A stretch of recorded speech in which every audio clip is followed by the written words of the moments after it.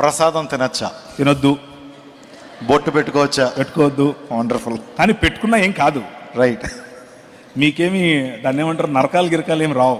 కానీ మీరు ఇప్పుడు ప్రత్యేకంగా వెళ్ళి బొట్టు పెట్టుకోవడం మొదలు పెట్టకండి. ఆల్రెడీ బొట్టు పెట్టుకునే వాళ్ళు ఉంటే వాళ్ళని చూసి నువ్వు నరకం పోతారని చెప్పకండి.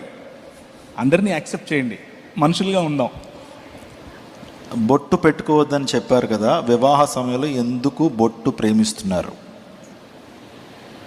వివాహ సమయంలో ఎందుకు బొట్టు ప్రేమిస్తున్నారు, ఎందుకు పెట్టుకుంటున్నారు? ఓకే, బొట్టు వెనుకలు ఉన్న సిద్ధాంతం, హైందవ సిద్ధాంతంలో బొట్టు వెనుక చాలా కథ ఉంది.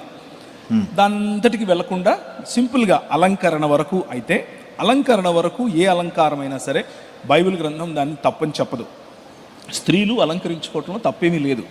కానీ ఆ అలంకరణ వెనుక ఏదైనా మతపరమైనటువంటి